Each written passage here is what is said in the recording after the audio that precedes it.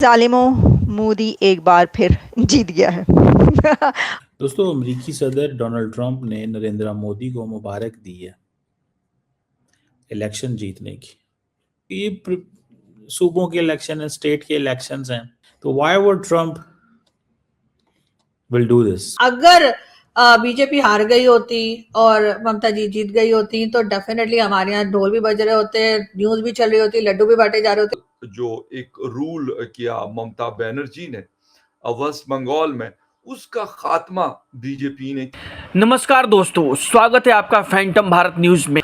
और अभी जो छोटी छोटी क्लिप्स आपने देखी है, आगे उनसे रिलेटेड वीडियो को विस्तार से देखेंगे। लेकिन उससे पहले आपसे निवेदन है कि हमारे चैनल को सब्सक्राइब कर लें, हमारे वीडियो को लाइक करें और अपने परिचितों और रिश्तेदारों से शेयर करें, क्योंकि हम आपके लिए ऐसी खबरें लेकर आते हैं जिनसे भिखारी कंगालिस्तानियों की असली औकात पता चलती है। तो चलिए दोस्तों, फिलहाल ये देखिए कि पश्चिम बंगाल और असम में बीजेपी की शानदार जीत से कंगालिस्तान में कैसे शोक मनाया जा रहा है, जैसे इन भिखारियों के माँ और बाप मर गए हों। तो दोस्तों, आप वीडियो देखिए, हम फिर मिलते हैं लास्ट में। दोस्तों, अमेरिकी सदर डोनाल्ड ट्रंप ने नरेंद्र मोदी को मुबारक दी है इलेक्शन जीतने की। इसकी बहुत सारी, वो जिसे कहते हैं ना, इसके मतलब है जिनको समझा जा सकता है कि why Trump wants to congratulate Narendra Modi now. क्योंकि इनके ताल्लुकात तो अच्छे नहीं हैं, मुश्किल में है। नरेंद्र मोदी जो हैं वो एक जो पोजीशन ले रहे हैं, वो पोजीशन तो मोदी साहब वो यही है कि वो मानते ही नहीं है कि ट्रंप का कोई किरदार है अमन में। वो ये समझते हैं कि ठीक है, इंडिया जो है वो, उसको ये मानना चाहिए कि मेरा किरदार है वन थिंग। अब ट्रम्प साहब जो हैं वो ये भी मानते हैं कि नरेंद्र मोदी पॉपुलर है। ये क्यों कहते हैं वो पॉपुलर है? ये सूबों के इलेक्शन है, स्टेट के इलेक्शंस हैं, ठीक है ना जी। तो why would Trump will do this? Why, क्यों ट्रम्प ये करेंगे? अब वाइट हाउस क्या कह रहा है कि जनाब पिछले महीने भी जब हमारी फ़ोन पे बात हुई थी तो हमने उनको बड़ा पसंद किया था, वो बहुत बड़ा लीडर है, हिस्टोरिक लीडर है, दिस दैट ये वो, ठीक है ना। वो हिस्टोरिक लीडर है, बड़ा लीडर है, बहुत बड़ा लीडर है। अगर बीजेपी हार गई होती और ममता जी जीत गई होती तो डेफिनेटली हमारे यहाँ ढोल भी बज रहे होते, न्यूज भी चल रही होती, लड्डू भी बांटे जा रहे होते, लेकिन ऐसा कुछ नहीं है। तो इस वक्त ऐसा लग रहा है कुछ हो ही नहीं रहा भारत, जो कि बहुत गलत है। मतलब मीडिया को ऐसे काम नहीं करना चाहिए। मीडिया को कुछ सही हुआ है उनके हिसाब से या नहीं हुआ है, न्यूज देनी चाहिए, लेकिन यहाँ कोई न्यूज नहीं आ रही। पाकिस्तान का जो मेन स्ट्रीम मीडिया, उसका काम सिर्फ रिपोर्ट करना है। ये नहीं कि कोई पसंद है तो रिपोर्ट करेंगे, नहीं पसंद है तो रिपोर्ट नहीं करेंगे। मुझे नहीं लगता कि मीडिया को ऐसे इस तरह से काम करना चाहिए। जालिमों, मोदी एक बार फिर जीत गया है। ममता बनर्जी के बारे में कहा जाता था कि वो बहुत ही पॉपुलर लीडर है वेस्ट बंगाल की। ममता बनर्जी का धड़न तख्ता हो गया है। ये धड़न तख्ता मोदी की बीजेपी ने किया है, और ऐसा किया है कि सबकी सब सीट्स, एक लैंडस्लाइड विक्ट्री कही जा रही है। ये कह रहे हैं जी कि इस समय भारत में ये जो इलेक्शन हुए हैं, मोदी का डंका हर स्टेट में बज रहा है। की स्टेट्स, इलेक्शन ऑफ की स्टेट्स, सब पर मोदी का कब्जा हो चुका है। और जालिमों, मोदी एक बार फिर जीत गया है। अब इसमें हमारा क्या कसूर? मुझे बताएं कि साडा की कसूर, हमें ये कहना पड़ रहा है क्योंकि मोदी जीत गया। लोग कहते हैं जी ये आप क्यों कहती हैं? भाई जालिमों, हम क्यों ना कहें। अब मोदी जीतेगा तो हम यही बताएंगे ना कि मोदी जीत गया।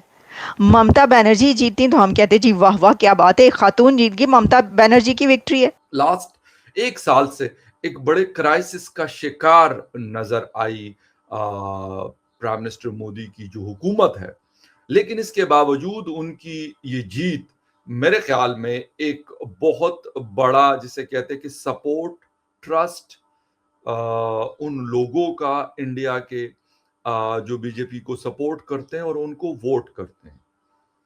अब यकीन करें कि बहुत सारी बातें हैं, मतलब इस मैप से साबित हो रहा है कि भाई लोग उनके साथ मजीद जुड़ रहे हैं। ना कि उनसे अलग हो रहे हैं। और वो उनकी जो ग्रिप है 2014 में जो उन्होंने स्टार्ट लिया था, 2026 में उनकी वो ग्रिप जो है वो मजीद स्ट्रांग हुई है। और मेरे ख्याल में एक बड़ी हौसला अफजा बात होगी प्राइम मिनिस्टर मोदी, बीजेपी या उनके लोगों के लिए कि भाई उनके ऊपर लोग ट्रस्ट करते हैं। और तकरीबन 12 या 14 साल जो एक रूल किया ममता बनर्जी ने वेस्ट बंगाल में, उसका खात्मा बीजेपी ने किया। और ये स्टोरी जब शुरू होती है, 2-3 चीजें हमने देखी। एक तो नेशनलिज्म के ऊपर बड़ा फोकस किया गया, रिलीजन का इस्तेमाल भी भरपूर हुआ। कोई अगर ये कहता है कि नहीं तो ये गलत होगा, बिल्कुल हुआ। हमने बहुत सारी चीजें ऐसी इन लास्ट 10 और 12 इयर्स में देखी कि शायद एक पहले वाले हिंदुस्तान में वो नहीं थी। लेकिन असल कहानी क्या है? असल कहानी ये है कि जो कुछ प्राइम मिनिस्टर मोदी ने अपने लोगों के सामने लाया, तो एक ऐसे तरीके से लाया गया कि उसके ऊपर लोगों ने उस चीज को हाथों हाथ लिया। तो देखा दोस्तों आपने, पश्चिम बंगाल और असम में बीजेपी की जीत के बाद पाकिस्तानियों के घरों में कैसे मातम पसरा है। वहीं ट्रंप की ओर से पीएम मोदी को मिली जीत की बधाई ने भिखारियों के जले पर नमक छिड़कने का काम किया है। हर बात में भारत से बराबरी करने की होड़ में रहने वाले इन कंगलुओं को समझ नहीं आ रहा कि बीजेपी ने तो सिर्फ एक स्टेट में जीत हासिल की है, ऐसे में फिर अमेरिकी राष्ट्रपति पीएम मोदी को बधाई क्यों दे रहा है। वहीं आपने ये भी देखा कि कैसे ये मादरजात बहन के टके ये चाह रहे थे कि बीजेपी इलेक्शन हार जाए और कैसे भी करके इन्हें मोदी से मुक्ति मिले। इसी को देखकर अंदाजा लगाया जा सकता है कि मोदी से इन मादरचोदों की कितनी फटती है। हिंदुस्तान के लिए मोदी का होना कितना ज़रूरी है। बंगाल और असम के रिजल्ट के बाद इन बहनचोदों समेत पूरी दुनिया को पता चल गया है कि 2029 के लोकसभा के चुनाव में भी एक बार फिर से मोदी का डंका बजने वाला है। लिहाजा भारत के सभी दुश्मनों की पैंट अभी से गीली होनी शुरू हो गई है। ऐसे में भारत में कुछ अच्छा हो तो ये गंदी नाली के कीड़े कैसे बर्दाश्त कर सकते हैं। हर वक्त हिंदुस्तान की डर के साए में जीने वाले इन मदरसा छापों की मोदी ने मार मार कर इतनी सुजा दी है कि ये अपनी माँ बहनों की हलाला कराने की कीमत पर भी मोदी के खौफ से आज़ादी पाना चाहते हैं। लेकिन अब इनके मंसूबे पूरे ना होते देख इनमें रंडी रोना मचा है, क्योंकि अपनी ही बहनों के खसम बनने के शौकीन इन हिजड़ों को भारत की जनता ने एक बार फिर से बता दिया है कि उनका बाप अभी देश की गद्दी पर बैठा रहेगा। दोस्तों, वीडियो आपको अच्छा लगा हो तो इसे लाइक कीजिए, अपने परिचितों और रिश्तेदारों को शेयर कीजिए और हमारे चैनल को सब्सक्राइब कर हमें सपोर्ट कीजिए। धन्यवाद।